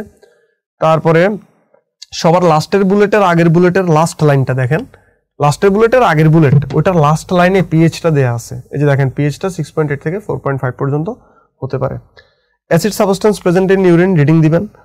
সবার লাস্টে লিমিটিং পিএইচ অফ ইউরিন, শুধু প্রথম লাইনটা রিডিং দিবেন। The minimum pH of urine is called limiting pH of urine, এবং এটা কত 4.5। শেষ। আসেন পরবর্তী topic, page number 41, medullary interstitial hyper osmolarity. তো দেখেন এই টপিকটার মধ্যে সামনে যে 3-4 পেজে অনেকগুলো কথাবার্তা লেখা আছে, আমাদের জানতে হবে শুধু দুইটা 4টা লাইন জানতে হবে। এই এত 3-4 পেজ থেকে শুধু 4টা লাইন জানতে হবে। সেই 4টা লাইন আমি দেখাই দিই। পেজ নাম্বার 41 এ লেখা আছে, দেখেন এই হেডলাইনের আন্ডারে 3 নাম্বার এবং 4 নাম্বার লাইনটা দাগান। Renal medullary interstitial hyper osmolarity. আমি একটু ব্যাপারটা আগে বলি। আমাদের কিডনির দুইটা পোর্শন, বাইরের দিকে কর্টেক্স, ভিতরের দিকে মেডুলা। তো মেডুলাটা অলওয়েজই হাইপার অসমোলার, মনে রাখবেন। মেডুলাটা সবসময় অসমোলারিটি বেশি থাকে। মেডুলারি ইন্টারস্টিশিয়াল সেলে বা ইন্টারস্টিশিয়ামে অনেক বেশি অসমোলারিটি থাকে। যত মেডুলার ভিতরে ঢুকবেন অসমোলারিটি তত বাড়বে। তো এইটা কেন হয়, মানে কারা তৈরি করে এই অসমোলারিটিটা, এটা একটা প্রশ্ন। আরেকটা প্রশ্ন হচ্ছে কারা মেনটেন করে বা প্রিজার্ভ করে। তাহলে প্রশ্ন দুইটা, created by osmolar hyperosmolarity is created by, আরেকটা প্রশ্ন হচ্ছে hyperosmolarity is maintained or preserved by. ঠিক আছে, তো আসেন ক্রিয়েটেড বাই দুইটা জিনিস, একটা হচ্ছে সোডিয়াম ক্লোরাইড আর একটা হচ্ছে ইউরিয়া। একটা হচ্ছে সোডিয়াম ক্লোরাইড আর একটা কি ইউরিয়া। এই সোডিয়াম ক্লোরাইড দিয়ে যে ক্রিয়েট হয় এটাকে বলা হয় কাউন্টার কারেন্ট মাল্টিপ্লিকেশন। এবং এটা কোথায় হয়, ওই যে লুপ অফ হেনলিতে যে সোডিয়াম ঠিক অ্যাসেন্ডিং এ মনে আছে সোডিয়াম পটাশিয়াম 2 ক্লোরাইড চ্যানেল আছে না, ওই চ্যানেল দিয়ে সোডিয়াম আর ক্লোরাইড গুলো ঢুকে ইন্টারস্টিশিয়ামে চলে যায়। তার মানে কাউন্টার কারেন্ট মাল্টিপ্লিকেশন। এই মাল্টিপ্লিকেশন শব্দটা যদি পান তখনই আপনি বুঝতে হবে এটা হচ্ছে সোডিয়াম ক্লোরাইড দিয়ে ক্রিয়েট হওয়াটাকে বোঝাচ্ছে। মাল্টিপ্লিকেশন এই শব্দটা সোডিয়াম ক্লোরাইডের জন্য ব্যবহার করা হয়, বুঝা গেছে। আর ইউরিয়া, আরেকটা জিনিস হচ্ছে ইউরিয়া ছিল, ইউরিয়া দিয়ে যে ক্রিয়েট হয় এটাকে বলা হয় urea trapping or urea recycling mechanism, মনে রাখতে হবে। তাহলে ক্রিয়েটেড বাই দুটা জিনিস, sodium chloride and urea. Sodium chloride দিয়ে ক্রিয়েট হওয়াটাকে বলে কাউন্টার কারেন্ট মাল্টিপ্লিকেশন, ইউরিয়া দিয়ে ক্রিয়েট হওয়াটাকে বলে urea trapping or urea recycling mechanism. শেষ। তাহলে ক্রিয়েটেড বাই দুইটা জিনিস। এবারে যান পেজ নাম্বার 43-তে গেলে প্রিজার্ভড অর মেইনটেইনড বাই, মাঝামাঝিতে একটা হেডলাইন আছে দেখেন, প্রিজার্ভড অর মেইনটেইনড বাই। দেখেন 1 নাম্বার হচ্ছে sluggish blood flow to medulla একটা, আর 2 নাম্বার হচ্ছে এই যে ভাসারেক্টা, মনে আছে এই ভাসারেক্টা যে প্রিজার্ভ করে এই মেকানিজমটার নাম হচ্ছে counter current exchange mechanism. Counter current exchange মনে রাখতে হবে। এই এক্সচেঞ্জ শব্দটা ভাসারেক্টা এর জন্য প্রযোজ্য, এবং এটা কি করে, এটা মেইনটেইন বা প্রিজার্ভ করে। ওকে, তাহলে কাউন্টার কারেন্ট মাল্টিপ্লিকেশন দিয়ে ক্রিয়েট হয়, কিন্তু কাউন্টার কারেন্ট এক্সচেঞ্জ দিয়ে মেইনটেইন হয় বা প্রিজার্ভ হয়। তাহলে প্রিজার্ভ বা মেইনটেইন করে দুইটা জিনিস, 1 sluggish blood flow to medulla, 2 counter current exchange function of vasa recta. এতটুকু এই 4টা লাইন পড়লেই চলবে। পেজ নাম্বার 43 এটা আছে। শেষ। পেজ নাম্বার 44-এ চলে যাব আমরা, mechanism of concentrated and diluted urine formation. আচ্ছা, এটা একটু আমরা এই প্রশ্নটা তার আগে একটু দেখি, একটু সলভ করার চেষ্টা করি। দেখেন, in the presence of vasopressin, vasopressin মানে এডিএইচ, ভেসোপ্রেসিন মানে ADH, the greatest fraction of filtered water is absorbed in the, মানে রিঅ্যাবজর্বড ইন দ্য। বলেন তো এডিএইচ এর প্রেজেন্সে সব থেকে বেশি পানি কোথায় রিঅ্যাবজর্ব হয়? শুনেন, এডিএস এর প্রেজেন্স বলেন আর এডিএস এর অ্যাবসেন্স বলেন, সব থেকে বেশি পানি রিঅ্যাবজর্ব হয় পিসিটিতে। 70%, 60 থেকে 70% পানি পিসিটিতে রিঅ্যাবজর্ব হয়, এবং এই পানির রিঅ্যাবজর্পশনটা কোনো হরমোনের উপরে ডিপেন্ড করে না, এটা সোডিয়ামের সাথে হয়ে যায়। কোনো হরমোন মানে ওই যে এডিএস এর উপরে ডিপেন্ড করে না, বুঝতে পারছেন? তাহলে আনসার হবে এ। কিন্তু আপনার ব্রেনটাকে ওরা কিন্তু একটু ঝামেলায় ফালাই দিল। কেন? কারণ যখন বলছে প্রেজেন্স অফ ভেসোপ্রেসিন বা এডিএইচ, তখন আপনি চিন্তা করবেন কি এডিএইচ তো মেইনলি কালেক্টিং ডাক্টে কাজ করে, তখন কিন্তু আপনি কালেক্টিং ডাক্টের অপশন খুঁজতে যাবেন, কিন্তু তখন সেটা আনসার হবে না। তো কেন? কারণ 70% তো আগেই পিসিটিতে রিঅ্যাবজর্ব হয়ে গেছে। এই কারণে ওই পিসিটিতে যে পানিটা রিঅ্যাবজর্ব হয় এটাকে বলা হয় অব্লিগেটরি ওয়াটার রিঅ্যাবজর্পশন, মানে বাধ্যতামূলক, এটা হবেই হবে। তাহলে এখানে আনসার কোনটা? প্রেজেন্স বলেন আর অ্যাবসেন্স বলেন, in the presence of vasopressin or in the absence of vasopressin, যেটাই বলুক না কেন সব থেকে বেশি পানি পিসিটিতে রিঅ্যাবজর্ব হয়। ওকে, তাহলে আনসার হচ্ছে A. Generation of hyperosmolarity of renal medullary interstitium active transport present in. দেখেন, জেনারেশন মানে ক্রিয়েট, তো ক্রিয়েট হয় দুটো জিনিস দিয়ে, সোডিয়াম ক্লোরাইড আর ইউরিয়া। এখন সোডিয়াম ক্লোরাইডের চ্যানেলটা কোনটা ছিল? থিক অ্যাসেন্ডিং লিম্বে, ওই যে সোডিয়াম পটাশিয়াম 2 ক্লোরাইড চ্যানেল, তাহলে thick ascending limb of loop of Henle. Okay, answer D. আচ্ছা, সামনে আগাই। Mechanism of concentrated and diluted urine page number 44-এ আছে। এটার 3 নাম্বার বুলেটে যান, 3 নাম্বার বুলেটের প্রথম লাইনটা দাগান, to make concentrated urine collecting duct function as a concentrating segment in the presence of ADH. ADH এর উপস্থিতিতে এটা কনসেন্ট্রেটিং সেগমেন্ট হিসেবে কাজ করে। পরের বুলেটে যান, কনসেন্ট্রেটেড হয়ে কতটুকু অসমোলারিটি হবে দেখেন এই প্যারার লাস্টের দিকে আছে 600 থেকে 900 মিলিঅসমোল পার লিটার। পরের বুলেটে যান, to make dilute urine thick ascending limb of loop of Henle functions as diluting segment, এবং ডাইলিউটেড কতটুকু পর্যন্ত হইতে পারে এই যে দেখেন 30 থেকে 50 ml পর্যন্ত হইতে পারে, এই প্যারার লাস্টের দিকে আছে। ব্যাস। পেজ নাম্বার 45 এ অব্লিগেটরি ইউরিন ভলিউম, এটা হচ্ছে 500 ml পার ডে, দেখ 0.5 লিটার পার ডে, এটা একটু জাস্ট ভ্যালুটা জানলেই চলবে। অব্লিগেটরি ইউরিন ভলিউম মানে একটা হেলদি ইন্ডিভিজুয়ালের মিনিমাম যে ইউরিনটা পার ডে এক্সক্রিশন হইতেই হবে সেটা হচ্ছে অব্লিগেটরি ইউরিন ভলিউম, এর কম হলে কিন্তু অলিগোইউরিয়া। ওকে, শেষ। ব্রেন স্টর্মিং গুলো একটু দেখে নিতে পারেন। এখন পেজ নাম্বার 11 তে যাব আমরা, পেজ নাম্বার 11, এই পেজটা ইনফিনিটি স্টার, পেজ নাম্বার 11, এই পেজটাই শুধু এদিকে পড়া বাকি আছে, এটা ইনফিনিটি স্টার দিব আমরা। কেন? আমরা ওই যে 3টা প্রশ্ন সম্পর্কে কথা বলেছিলাম, সেই 3টা প্রশ্ন কি কি ছিল মনে আছে আপনাদের? 3টা প্রশ্ন বলেছিলাম না যে কিডনি থেকে কি কি হরমোন সিক্রেট হয়, কিডনিতে কি কি হরমোন কাজ করে, এবং এমন কি কি হরমোন আছে যেগুলো কিডনি থেকে তৈরি হয় এবং কিডনিতে কাজ করে। আমরা 2টা আনসার পেয়ে গেছিলাম, একটা বাকি ছিল, সেটা হচ্ছে কিডনিতে কোন কোন হরমোন কাজ করে। 11 নম্বর পেজের পুরাটা ইনফিনিটি স্টার, পুরাটা infinity star. Endocrine hormones acting on kidney, দেখেন অ্যালডোস্টেরন। তো অ্যালডোস্টেরনের ফাংশন আমরা জানি, সোডিয়াম ক্লোরাইড রিঅ্যাবজর্পশন করে, পানি রিঅ্যাবজর্পশন করে, পটাশিয়াম অথবা হাইড্রোজেন আয়নকে সে এক্সক্রিট করে। তো এখানে জাস্ট একটা লাইন লিখেন, প্রাইম স্টিমুলাস হাইপারক্যালেমিয়া, মানে অ্যালডোস্টেরন সিক্রেশনটা কখন বাড়ে?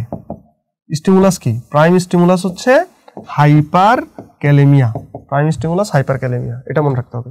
এডিএইচ, এডিএইচ দেখেন ইনক্রিজ ওয়াটার রিঅ্যাবজর্পশন করে, শুধুমাত্র পানি, সলিউট ফ্রি ওয়াটার, ভেসোকনস্ট্রিকশন করে হাই কনসেন্ট্রেশন, এই কারণে এটার আরেক নাম ভেসোপ্রেসিন, এটার আরেক নাম vasopressin.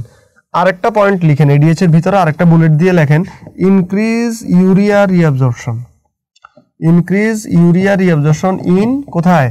Inner medullary CD, inner medullary CD, এটা কিন্তু বলেছিলাম আপনাদেরকে ক্লাসে, মনে পড়বে আশা করি। তাহলে ইউরিয়া রিঅ্যাবজর্পশন বাড়ায় ইনার মেডুলারি কালেক্টিং ডাক্টে। এএনপিতে চলে যান, এএনপির উপরে একটা শব্দ লেখেন হাইপার ভলিউমিক হরমোন, অর্থাৎ আমাদের বডিতে যদি ভলিউম বেড়ে যায় কোনো কারণে, হাইপার ভলিউমিক কোনো কন্ডিশন হয়, তখন এই হরমোনটা রিলিজ হয়, এই কারণে এটাকে বলা হয় হাইপার ভলিউমিক হরমোন। ওকে, ভিতরে ফাংশনগুলো পড়ে নেবেন। তারপরে দেখেন সামনে আগাই, এনজিওটেনসিন 2, প্রথম লাইনটা আন্ডারলাইন করেন, এটা হচ্ছে পাওয়ারফুল সোডিয়াম রিটেইনিং হরমোন। ওকে, আর এখানকার ফাংশন এখান থেকে পড়ার কোনো দরকার নাই, কোত্থেকে পড়বেন? ওই যে রেনিন এনজিওটেনসিন অ্যালডোস্টেরন সিস্টেমে যে চার্টটা ছিল এনজিওটেনসিন 2 এর ফাংশন পড়েছিলাম আমরা, ওগুলা পড়লেই চলবে। ডোপামিন, তো ডোপামিনের ফাংশনটা পড়বেন। ডোপামিনের সম্পর্কে একটা কথা বলি, ডোপামিন পুরো বডিতে ভেসোকনস্ট্রিক্টর, হোল বডিতে ডোপামিন কিন্তু ভেসোকনস্ট্রিক্টর হিসেবে কাজ করে, ভেসোকনস্ট্রিক্টর। বাট দুইটা জায়গায় সে ভেসোডায়ালেটর, দুইটা জায়গায় ভেসোডায়ালেটর, সেই দুইটা জায়গায় কি? ভেসোডায়ালেটর ইন, ভেসোডায়ালেটর ইন দুইটা জায়গা, একটা হচ্ছে কিডনি আর একটা হচ্ছে মেসেন্ট্রি, কিডনি আর একটা হচ্ছে মেসেন্ট্রি। হ্যাঁ, এই দুটো জায়গায় ডোপামিন ভেসোডায়ালেটর হিসেবে কাজ করে, আর বাকি সব জায়গায় কিন্তু সে ভেসোকনস্ট্রিক্টর। আচ্ছা, প্যারাথাইরয়েডে যান, প্যারাথাইরয়েডের ফাংশনগুলো আমরা জানি, ডিসিটিতে ক্যালসিয়াম রিঅ্যাবজর্পশন বাড়ায়, পিসিটি থেকে ফসফেটের রিঅ্যাবজর্পশন কমায়, আরেকটা কি লিখবেন? লিখে ফেলেন, increase magnesium reabsorption, increase magnesium reabsorption in কোথায়? Thick ascending limb of loop of Henle, thick ascending limb of loop of Henle. Okay, আরেকটা ফাংশন লিখেন প্যারাথাইরয়েডের, activation of vitamin D, activation of vitamin D কোথায়? In কোথায় বলেন তো? Activation of vitamin D in PCT, activation of vitamin D in PCT. কেমন? ওকে, এই কাজটাও কিন্তু করে থাকে প্যারাথাইরয়েড। প্রোস্টাগ্ল্যান্ডিন পড়ে নেবেন, ক্যাটেকোলামাইন পড়ে নেবেন। তো ক্যাটেকোলামাইন কিন্তু সোডিয়াম ক্লোরাইড রিঅ্যাবজর্পশন করে, এটাকে বলা হয় অ্যান্টি নাট্রিউরেসিস, মানে সোডিয়াম ক্লোরাইড বের করে দেওয়াটা হচ্ছে নাট্রিউরেসিস, আর রিঅ্যাবজর্পশন করলে এটাকে বলে অ্যান্টি নাট্রিউরেসিস। ওকে, ব্যাস। তাহলে following hormones act on kidney. এখন আমরা দুইটা প্রশ্ন দেখি, দেখেন তো। Following hormones act on kidney, যেগুলো কিডনিতে কাজ করে সেগুলো ট্রু দিবেন, যেখান থেকে তৈরি হোক না কেন। রেনিন কিডনি থেকে তৈরি হয় কিন্তু কিডনিতে কাজ করে না, তাহলে এটা ফলস। প্রোস্টাগ্ল্যান্ডিন কিডনি থেকে তৈরি হয়, কিডনিতে কাজ করে, ট্রু। প্যারাথাইরয়েড কিডনিতে কাজ করে কিন্তু তৈরি হয় প্যারাথাইরয়েড গ্ল্যান্ড থেকে, যেহেতু কিডনিতে কাজ করে কিনা জানতে চাওয়া হয়েছে, ট্রু। অ্যালডোস্টেরন কিডনিতে কাজ করে, তৈরি হয় অ্যাড্রিনাল কর্টেক্স থেকে। ডোপামিনও কিডনিতে কাজ করে, হ্যাঁ, তৈরি হয় অ্যাড্রিনাল মেডুলা থেকে। ওকে, তো যাই হোক, এগুলো সব প্রথমটা বাদে বাকি সব। এই প্রশ্নটা দেখি, following hormones are synthesized by kidney and also act on kidney. কোন কোন হরমোন কিডনিতে তৈরি হয় এবং কিডনির উপরেই কাজ করে বলেন তো? ক্যালসিট্রাল, ভিটামিন ডি, ইয়াস এটা ট্রু। রেনিন কিডনি থেকে তৈরি হয়, কিন্তু সে কিডনিতে কাজ করে না, সে লিভারে কাজ করে। প্যারাথাইরয়েড কিডনিতে কাজ করে, কিন্তু সে তৈরি হয় প্যারাথাইরয়েড গ্ল্যান্ড থেকে, তাহলে ফলস। ইরিথ্রোপয়েটিন কিডনি থেকে তৈরি হয়, কিন্তু কাজ করে বোন ম্যারোতে, এটাও ফলস। আর প্রোস্টাগ্ল্যান্ডিন কিডনি থেকে তৈরি হয়, কিডনিতে কাজও করে, তাহলে এটা ট্রু। আশা করি বুঝতে পেরেছেন। শেষ আমাদের। তাহলে এখন আমরা চলে যাব রেনাল ফাংশন টেস্ট। এটা কত নাম্বার পেজে? আমরা সরাসরি সেই পেজে চলে যাব। এটা হচ্ছে পেজ নাম্বার 50। একদম সরাসরি আমরা পেজ নাম্বার 50-তে চলে যাব। এখানে গেলে আমরা রেনাল ফাংশন টেস্টটা দেখতে পাবো। তো রেনাল ফাংশন টেস্টের ভিতরে প্রথমে রুটিন এক্সামিনেশন অফ ইউরিন পাবো। এটার ভিতরেও কয়েকটা জিনিস আছে, ফিজিক্যাল এক্সামিনেশন, কেমিক্যাল এক্সামিনেশন এবং মাইক্রোস্কোপিক এক্সামিনেশন। তো ফিজিক্যাল এক্সামিনেশনের ভিতরে আপনারা এগুলো সব রিডিং দিবেন একবার, ভলিউম, কালার, অসমোলারিটি, অ্যাপিয়ারেন্স। এর মধ্যে স্পেসিফিক গ্র্যাভিটি, এটা একটু নর্মাল ভ্যালুটা পড়তে হবে। স্পেসিফিক গ্র্যাভিটিটা ইম্পর্টেন্ট, এটা নর্মাল ভ্যালুটা পড়তে হবে। আর একটা বক্স আছে এই যে পেজ নাম্বার 50-তে, স্পেসিফিক গ্র্যাভিটি কখন কখন বাড়ে, কখন কখন কমে, আর কোন ডিজিজে স্পেসিফিক গ্র্যাভিটি ফিক্সড থাকে। এই বক্সটা 3 স্টার পরীক্ষায় আসতে পারে, তবে মনে রাখতে হবে এসবিও আসতে পারে। যেমন একটা ডিজিজ আছে যেটাতে স্পেসিফিক গ্র্যাভিটি ফিক্সড থাকে, সেই ডিজিজটা হচ্ছে ক্রনিক রেনাল ফেলিয়ার, এটা মনে রাখতে হবে। কেমন? আর বাকি কোনোটাতে বাড়ে, কোনোটাতে কমে, এগুলো দেখে নিতে হবে। কেমিক্যাল এক্সামিনেশনে চলে যান, পিএইচটা দাগান, 4.5 থেকে 8 পর্যন্ত হতে পারে। আর কোন টেস্ট করে কোন কেমিক্যাল জিনিসটা আমরা পাই, ওই যে আমরা ছোটবেলার বায়োকেমিস্ট্রি ল্যাবে আমরা এগুলো করছিলাম, তাই না? এই যে হিট কোগুলেশন টেস্ট করে প্রোটিন পাই, বেনেডিক্ট টেস্ট করে সুগার পাই, রোথেরাস টেস্টের মাধ্যমে কিটোন বডি, এগুলো সবগুলো একবার দেখে নেবেন, রিডিং কোন টেস্ট থেকে কোনটা পাই। শেষ। মাইক্রোস্কোপিক এক্সামিনেশনের ভিতরে আমাদের সব থেকে পছন্দের সেলটা আছে, পাস সেল, আমরা এটাই একটু দেখি, হ্যাঁ। তো বেসিক্যালি এটা হচ্ছে মাইক্রোস্কোপিক এক্সামিনেশনের ভিতরে একটা পার্ট, পাস সেল। কাস্ট আছে কিছু, এগুলো রিডিং, এগুলো মুখস্থ করতে হবে না, বার্ড অ্যানালাইজ করতে হবে না। রেনাল ক্লিয়ারেন্স টেস্ট, এখানে চলে যান, পেজ নাম্বার 52। রেনাল ক্লিয়ারেন্স টেস্টের উপরে একটা 3 স্টার দেন, এখান থেকে এসবি আসতে পারে।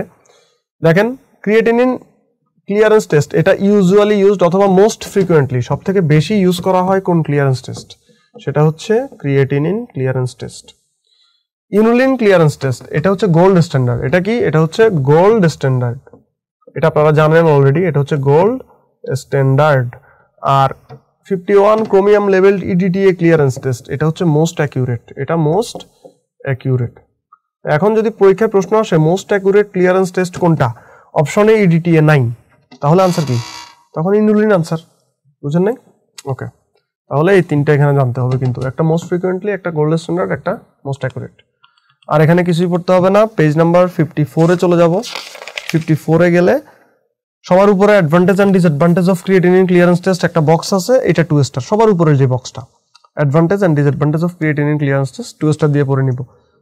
নিচে মাঝামাঝিতে একটা বক্স আছে, মাস্ট টু নো, এই যে renal function test, glomerular function test and tubular function test, infinity star.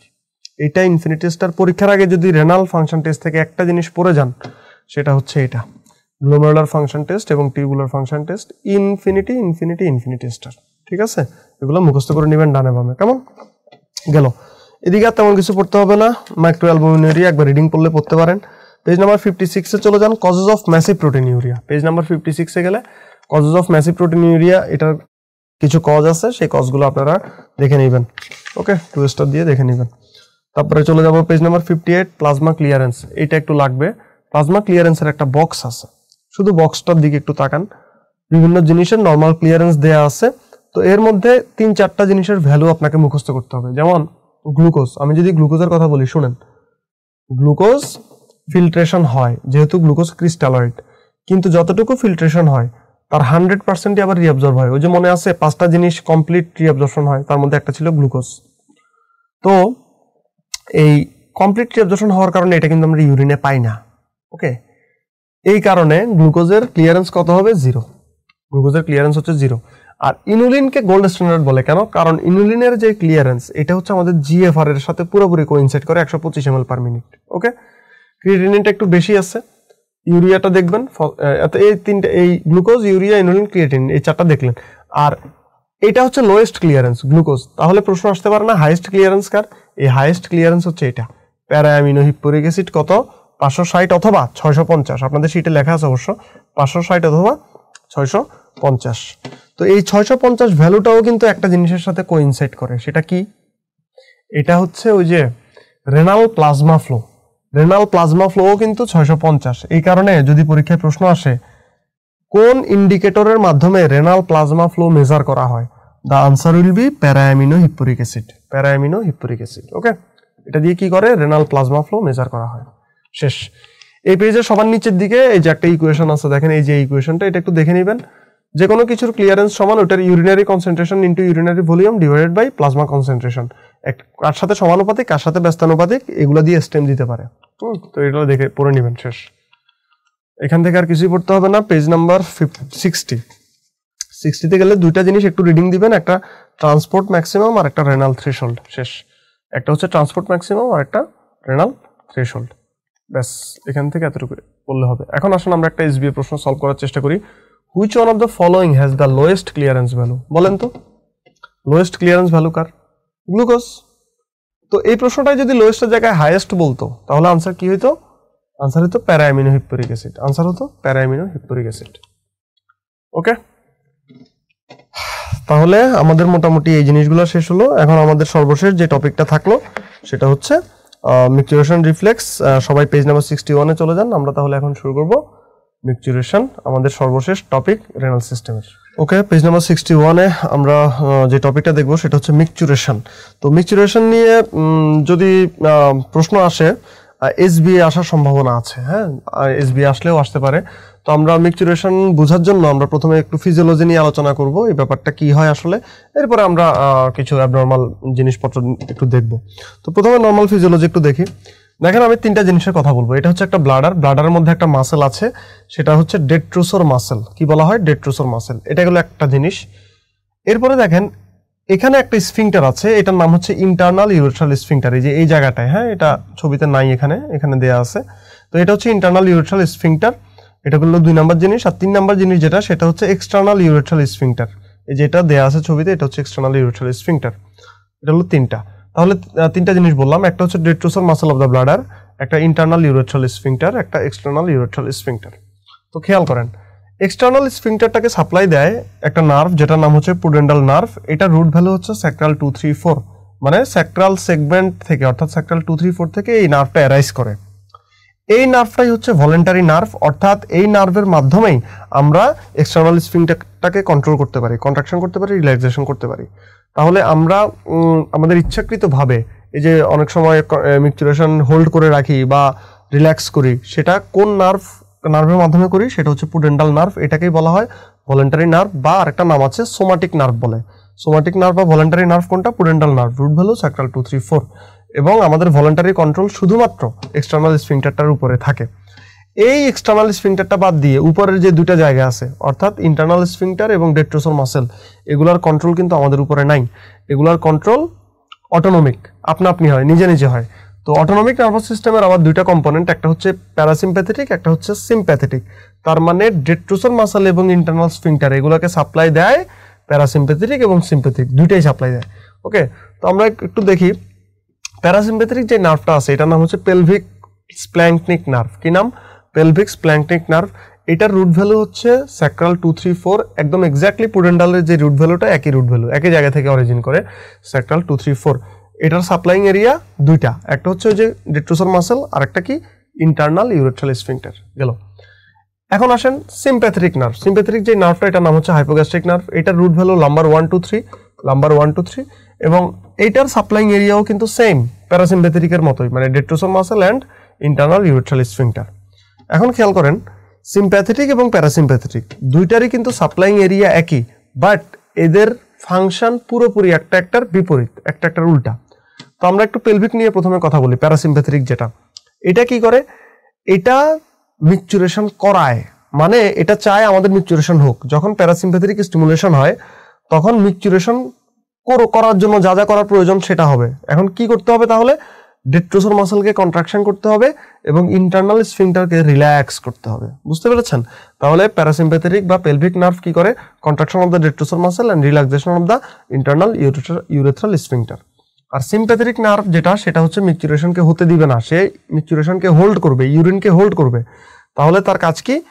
তার কাজ হচ্ছে প্যারাসিম্প্যাথেটিকের উল্টা, মানে relaxation of the detrusor muscle and contraction of the internal urethral sphincter. Okay, এই গেল সিম্প্যাথেটিক প্যারাসিম্প্যাথেটিক। তাহলে আসেন আমরা একটা বক্স পাবো, প্রথমে এই বক্সটা একটা 3 স্টার দিব আমরা। দেখেন প্যারাসিম্প্যাথেটিকের নার্ভ হচ্ছে pelvic nerve, root value sacral 2 3 4, function detrusor muscle contraction, internal sphincter relaxation. সিম্প্যাথেটিকের নাম্বার 1 2 ফাংশনটা দেয়া আছে, দেখেন detrusor muscle relaxation, internal sphincter contraction. আর সোমাটিক হচ্ছে পুডেন্টাল নার্ভ, এটা রুট ভেলো স্যাক্রাল 2 3 4, আর এটা এক্সটার্নাল স্ফিংটারকে কন্ট্রোল করে। এক্সটার্নাল স্ফিংটারকে এটা কন্ট্রাকশনও করতে পারে, রিল্যাক্সেশনও করতে পারে। ওকে, শেষ। এখন মিকচুরেশন রিফ্লেক্স জিনিসটা কি, আমরা এটা নিয়ে একটু কথা বলবো। তো দেখেন মিকচুরেশন রিফ্লেক্স জিনিসটা আসলে কি। দেখেন এটা হচ্ছে ইউরিনারি ব্লাডার। এই ইউরিনারি ব্লাডারের মধ্যে যে ব্লাডারের যে ওয়াল, এখানে কিছু রিসেপ্টর থাকে, স্ট্রেস রিসেপ্টর, যেটা এই ব্লাডারের ওয়ালটা যদি কোনোভাবে স্ট্রেস হয় তখন স্টিমুলেটেড হবে। তো দেখেন ব্যাপারটা কি হয়, যখন প্রায় 350 থেকে 400 ml, ধরলাম 400 ml ইউরিন, 400 ml ইউরিন যখন এই ব্লাডারে জমা হবে তখন এই ওয়ালটা স্ট্রেস হবে এবং স্ট্রেস রিসেপ্টরগুলো স্টিমুলেটেড হবে। তারপরে এফারেন্ট ফাইবারের মাধ্যমে এই সিগন্যালটা, এই স্ট্রেস রিসেপ্টর স্টিমুলেটেড হয়ে এফারেন্ট ফাইবারের মাধ্যমে সিগন্যালটা চলে যাবে কোথায়? Sacral segment of the spinal cord, এবং এটাই হচ্ছে পেরিফেরাল মিকচুরেশন সেন্টার। তাহলে স্যাক্রাল সেগমেন্টে কোন নার্ভের মাধ্যমে যাবে? এই যে প্যারাসিম্প্যাথেটিক বা পেলভিক নার্ভের মাধ্যমে যাবে। তারপরে সেন্টারে সেটা অ্যানালাইজ হয়ে ইফারেন্ট ফাইবারের মাধ্যমে আবারও ইম্পালসটা ফিরে আসবে। তো ইফারেন্ট ফাইবারও কোনটা হবে? পেলভিক বা প্যারাসিম্প্যাথেটিক নার্ভ। এফারেন্ট ইফারেন্ট দুইটাই পেলভিক বা প্যারাসিম্প্যাথেটিক নার্ভ। এই ফাইবারের মাধ্যমে এসে তখন কি করবে? প্যারাসিম্প্যাথেটিক যে কাজটা করে সেই কাজটা করবে, সেটা হচ্ছে contraction of the detrusor muscle and relaxation of the internal urethral sphincter. অর্থাৎ আপনার মিকচুরেশনের একটা ডিজায়ার হবে, এটাই হচ্ছে মিকচুরেশন রিফ্লেক্স। তাহলে মিকচুরেশন রিফ্লেক্স জিনিসটা কি? একটা নির্দিষ্ট ভলিউম অফ ইউরিন যখন ব্লাডারে জমা হবে তখন আপনার মিকচুরেশনের ডিজায়ার হবে, এটাই হচ্ছে মিকচুরেশন রিফ্লেক্স। আপনি মিকচুরেশন করবেন কি করবেন না সেটা পরের কথা, কিন্তু আপনার ডিজায়ার হবে। ধরেন আপনি ক্লাস করতেছেন, এখন আপনি মিকচুরেশন চাইলেও এখন করতে পারতেছেন না। আপনি কি করতেছেন? এই যে এক্সটার্নাল স্ফিংটার, যেহেতু এটা আপনার কন্ট্রোলে আছে, আপনি হোল্ড করে রাখতেছেন, সেটা আপনার ইচ্ছাকৃতভাবে আপনি হোল্ড করে রাখতেছেন, কিন্তু আপনার ডিজায়ারটাকে কিন্তু আপনি ইনহিবিট করে রাখতে পারতেছেন না। ডিজায়ার কিন্তু হচ্ছে, এটাই হচ্ছে মিকচুরেশন রিফ্লেক্স। ওকে, তাহলে এই কথাগুলো কোথায় লেখা আছে? এই যে পাথওয়েজ অফ মিকচুরেশন রিফ্লেক্স, এটা 2 স্টার দিয়ে রিডিং করে নেবেন। আরেকটা কথা বলি, স্যাক্রাল সেগমেন্টে পেরিফেরাল সেন্টারটা অবস্থিত, হ্যাঁ, স্যাক্রাল সেগমেন্টে। আর ব্রেনের উপরে, মানে ব্রেনে আছে কিন্তু হায়ার সেন্টার। এই হায়ার সেন্টারের সাথে পেরিফেরাল সেন্টারের একটা রিলেশন আছে। কি রিলেশন? হায়ার সেন্টার পেরিফেরাল সেন্টারকে ইনহিবিট করে, এটা সত্য কথা, এবং সেই স্টিমুলেটও করে, দুইটাই করে, ইনহিবিট এবং স্টিমুলেশন দুইটাই করে। পেজ নাম্বার 62-তে গেলে দেখেন ব্রেন স্টেম সেন্টার নামে একটা হেডলাইন পাওয়া যাবে। এই ব্রেন স্টেম সেন্টারের মধ্যে খেয়াল করেন, পন্স হচ্ছে ফ্যাসিলিটেটরি সেন্টার এবং মিড ব্রেন হচ্ছে ইনহিবিটরি সেন্টার। এই দুইটা পয়েন্ট একটু দাগায় রাখেন, জাস্ট এমনি জেনে রাখলেন, পন্স ফ্যাসিলিটেটরি সেন্টার আর মিড ব্রেন হচ্ছে ইনহিবিটরি সেন্টার। তো পেজ নাম্বার 63-তে গেলে অ্যাবনরমালিটিস অফ মিকচুরেশন আছে, এটা 63 এবং 64 পুরোটা একবার রিডিং দিবেন। আমাদের পরীক্ষার জন্য ইম্পর্টেন্ট হচ্ছে লাস্টের যে অংশটা আছে, নিউরোজেনিক ব্লাডারের একটা বক্স আছে, এই বক্সটা ইনফিনিটি স্টার দেন। আর effect of spinal cord transection, বক্সের উপরের যে হেডলাইনটা, effect of spinal cord transection, এটা 2 স্টার দিয়ে একটু দেখবেন। তাহলে আমরা সরাসরি এই আলোচনাটাই তাহলে চলে যাই, ঘটনাটা কি ঘটে আমি আপনাদেরকে ব্যাখ্যা করার চেষ্টা করি। তো প্রথমে আমি একটা স্পাইনাল কর্ড আঁকার চেষ্টা করতেছি। এটা হচ্ছে স্পাইনাল কর্ড, হ্যাঁ, আর উপরে হচ্ছে ব্রেন। তো উপরে ব্রেন মানে আপনি বুঝতে পারতেছেন উপরে কি আছে, এটা হচ্ছে হায়ার সেন্টার, এটা হায়ার সেন্টার। আর ধরলাম এটা হচ্ছে পেরিফেরাল সেন্টার। পেরিফেরাল সেন্টার মানে কি বলেন তো? এটা হচ্ছে স্যাক্রাল সেগমেন্ট, স্যাক্রাল 2 3 4। ওকে, আচ্ছা, এখন এই পাশে আমি একটা ব্লাডার আঁকি, এটা হচ্ছে একটা ব্লাডার, আর এটা ইন্টারনাল স্ফিংটার এবং নিচে এটা হচ্ছে এক্সটার্নাল স্ফিংটার।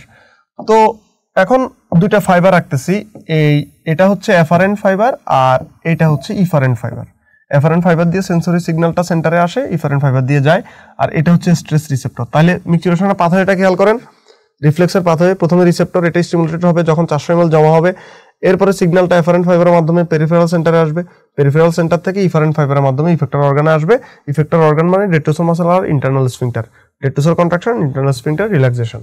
আচ্ছা, হায়ার সেন্টারের সাথে পেরিফেরাল সেন্টারের একটা কমিউনিকেশন আছে এবং আমরা জানি এটা বোথ এক্সাইটেটরি অ্যান্ড ইনহিবিটরি, দুইটাই করতে পারে।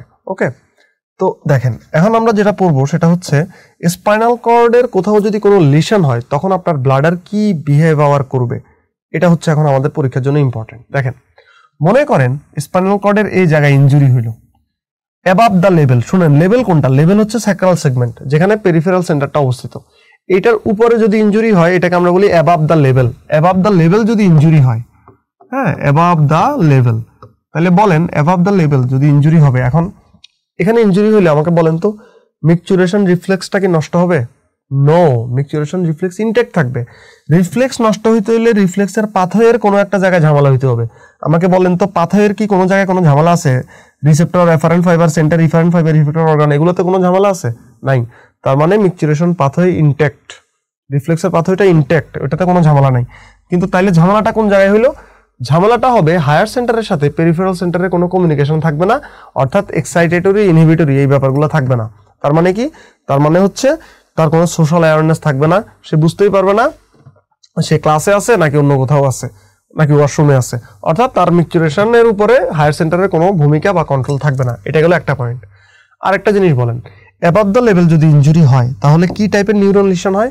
এটা আপনারা নার্ভাস সিস্টেম ক্লাসে অবশ্যই পড়বেন, সেটাকে বলা হয় আপার motor neuron type of lesion. Upper motor neuron type of lesion হয়। তো আপার motor neuron type of lesion হইলে মাসেলের কি হয়, কি ধরনের প্যারালাইসিস হয়?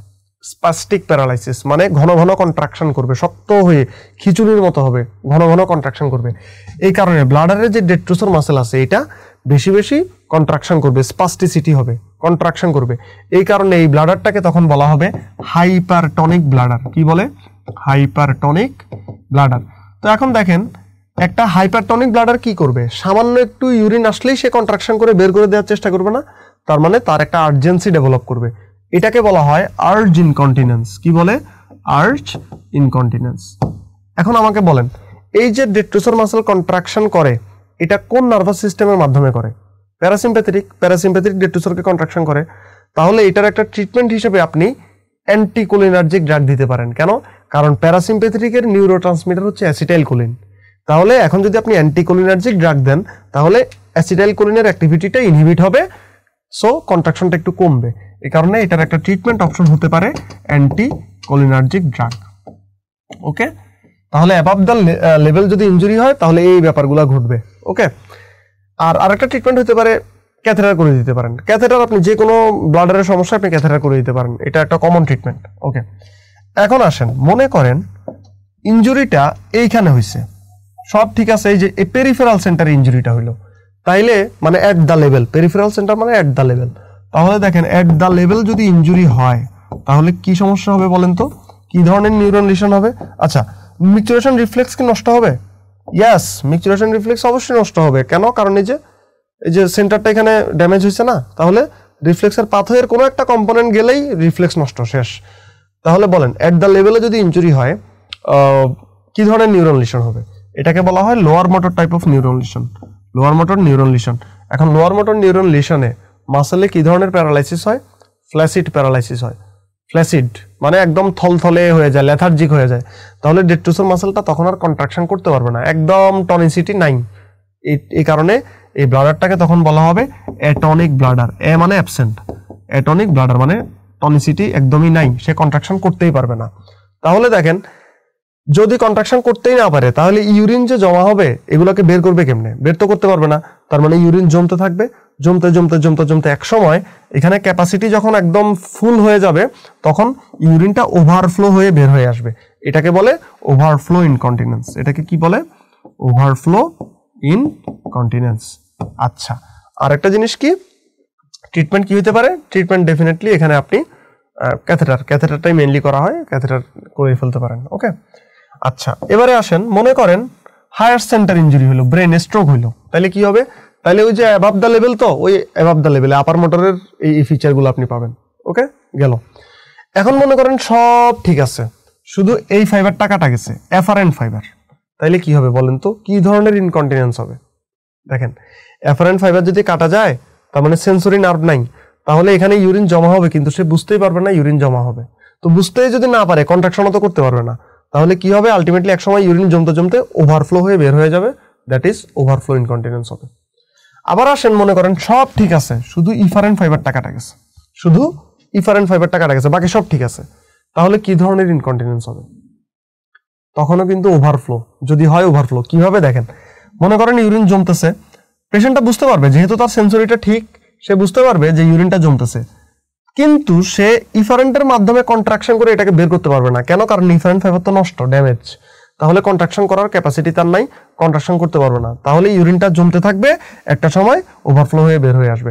তবে এই পেশেন্টটা এত ব্যথা পাবে, যেহেতু তার সেন্সরি ইনটেক্ট আছে, এই পেশেন্টটা তীব্র ব্যথা পাবে, এবং তীব্র ব্যথা নিয়ে সে কিন্তু আসলে ওই ওভারফ্লো ইনকন্টিনেন্সের আগেই ব্যথা সহ্য না করতে পেরে সে কিন্তু হসপিটালাইজড হয়ে যাবে, এবং তখন আমরা কি করি, ক্যাথেটার করে দিতে পারি। আর ক্যাথেটার যদি করা না যায়, সেক্ষেত্রে সুপ্রাপিউবিক পাংচার করে আলটিমেটলি ইউরিনটাকে ড্রেন করে দিতে পারি। ওকে, তো এই ছিল মোটামুটি আলোচনা। এটা যদি আসলে বুঝেন, তাহলে আপনার পড়াটা অনেকটা সহজ হয়ে যাবে। আসেন 64 এর effect of spinal cord transection, এটা 2 স্টার দেন, আর সবার লাস্টের যে বক্সটা আছে এটা ইনফিনিটি স্টার। আমাদের পড়া কিন্তু শেষ। দেখেন, অ্যাটনিক ব্লাডার কখন হবে? Lower motor type of neuron lesion হবে। কখন লোয়ার মোটর নিউরন লিশন হবে? এট দ্য লেভেলে যদি ইনজুরি হয়, তার মানে sacral segment of the spinal cord বা কোনাস মেডুলারিসে যদি ইনজুরি হয়, বা স্যাক্রাল রুট নার্ভ এগুলোতে গন্ডগোল হলে লোয়ার মোটর টাইপ অফ হবে, এবং তখন ওভারফ্লো ইনকন্টিনেন্স হবে। এবং ট্রিটমেন্ট সবগুলোরই কমন ট্রিটমেন্ট কিন্তু ক্যাথেটারাইজেশন। Okay, common treatment. আচ্ছা, হাইপারটনিক ব্লাডার কখন হবে? যখন upper motor type of neuron lesion হবে। কখন upper motor type of neuron lesion হবে? যখন অ্যাবাভ দ্য লেভেল ইনজুরি হবে। তাহলে দেখেন, pyramidal tract in spinal cord or brain stem, এখানে লিখে রাখেন above the sacral segment, above the sacral segment. Okay, এটা লিখে রাখেন। আর এখানে কি হবে? আর্জ ইনকন্টিনেন্স হবে, এখানে আর্জ ইনকন্টিনেন্স। এবং ট্রিটমেন্ট অপশন বলেছিলাম অ্যান্টিকোলিনার্জিক ড্রাগ দিতে পারেন। আর কর্টিক্যালে যে এই জায়গাগুলো ড্যামেজ হলে লস অফ অ্যাওয়ারনেস হবে, loss of social control, difficulty micturition, loss of, তারপরে কি ইনঅ্যাপ্রোপ্রিয়েট মিকচুরেশন, এগুলো হবে। আর ট্রিটমেন্ট ক্যাথেটারাইজেশন। তাহলে এই বক্সটা দেখে নেবেন। পেজ নাম্বার 65 এ একটা ডোন্ট ফরগেট বক্স আছে, এটা জাস্ট হচ্ছে আপনারা এটা যদি বুঝে থাকেন, ওটা না পড়লেও চলে, তাও রিডিং দিবেন একবার। আর প্রিভিয়াস ইয়ারের কোশ্চেন্সগুলো দেওয়া আছে, সেগুলো দেখে নেবেন। পেজ নাম্বার 66 এ ব্রেনস্টর্মিং আছে, এবং পেজ নাম্বার 7 থেকে প্রিভিয়াস ইয়ারের কোশ্চেন্সগুলো দেওয়া আছে। বিভিন্ন ফ্যাকাল্টিতে আসা প্রিভিয়াস রেসিডেন্সি ডিপ্লোমার কোশ্চেন আছে, তারপরে কিছু এসবিএ প্র্যাকটিসের জন্য দেওয়া আছে। তারপরে আপনারা আরও যখন সামনে আগাবেন, ওই যে দেখেন 70 নাম্বার পেজে practice question, practice MCQ, practice SBA দেওয়া আছে। সবার লাস্টে প্রিভিয়াস এমএস এবং ডিডিএস এর কোশ্চেন দেওয়া আছে, ফ্যাকাল্টি অফ ডেন্টিস্ট্রি। আপনাদের যেই এমএস এবং ডিডিএস এর কোশ্চেনগুলো, সেগুলোও কিন্তু প্রিভিয়াস ইয়ারের এখানে দেওয়া আছে। বাট আপনারা পার্ট 1 এর জন্য অবশ্যই মনে রাখতে হবে, শুধু এমসিকিউ নয়, এসবিএ ভীষণভাবে প্র্যাকটিস করতে হবে, এবং এমসিকিউ দুইটাই প্র্যাকটিস করতে হবে। সুতরাং আপনাদের যে কোশ্চেন্স ব্যাংক আছে ডেন্টিস্টটা, বা আরও যে কোশ্চেন ব্যাংকগুলো আপনারা ফলো করেন, সেগুলো কিন্তু ফলো করতে হবে, ভালো করে সলভ করতে হবে, তাহলে আপনার একটা কমপ্লিট প্রিপারেশন দাঁড়াবে। তো ক্লাসটা আমরা মোটামুটি এখন শেষ করব। শেষ করার আগে দুইটা কথা বলি, সেটা হচ্ছে আজকের ক্লাসে আপনারা যা দেখেছেন বা জানতে পারলেন, সেগুলো সবই কিন্তু আপনাকে এই শিটের মধ্যে নিয়ে আসতে হবে। অর্থাৎ শিটের ভিতরেই সব নোটগুলো, এক্সট্রা ইনফরমেশনগুলো লিখে ফেলতে হবে। পরীক্ষার আগে ওই ফোনে ছবি দেখে পড়াপড়ি এগুলো কিন্তু হবে না। সো শিটে গুছিয়ে ফেলতে হবে, 1 নম্বর কথা। 2 নম্বর কথা, পড়ার পরে অবশ্যই কোশ্চেন সলভ করতে হবে। বিগত বছরের কোশ্চেন যদি সলভ না করেন, আপনি কখনোই চান্স পাবেন না। নাম্বার 3 যেটা বলবো, সেটা হচ্ছে পরবর্তী ক্লাসের আগে আপনাদের একটা ক্লাস টেস্ট হবে। সেই ক্লাস টেস্টটা অবশ্যই আপনাদের অ্যাপিয়ার করতে হবে, এক্সাম দিতে হবে, এবং এক্সাম দেওয়ার পরে সেই এক্সামের সলভ ক্লাস আপনাকে করতে হবে। তারপরে সলভ ক্লাস থেকে নতুন যে ইনফরমেশনগুলো শিখলেন, আপনার যে জায়গায় ভুল হলো বা হলো না, সেই ইনফরমেশনগুলো কিন্তু আপনাকে আবারও শিটে গুছিয়ে নিয়ে আসতে হবে, দেন ফাইনাল রিভিশন দিতে হবে। এভাবে যদি আপনারা ফলো করে পড়তে পারেন, তাহলে আমি আশাবাদী আপনাদের পরীক্ষা, সেটা যে পরীক্ষাই হোক, আপনারা পরীক্ষায় কৃতকার্য হবেন বলে আমি বিশ্বাস করি। তো সবাই ভালো থাকবেন, সুস্থ থাকবেন। তাহলে আজকে আমরা রেনাল সিস্টেমটা এখানেই শেষ করছি। পরবর্তীতে হয়তো আবারও দেখা হবে কোনো না কোনো টপিক নিয়ে। ধন্যবাদ সবাইকে।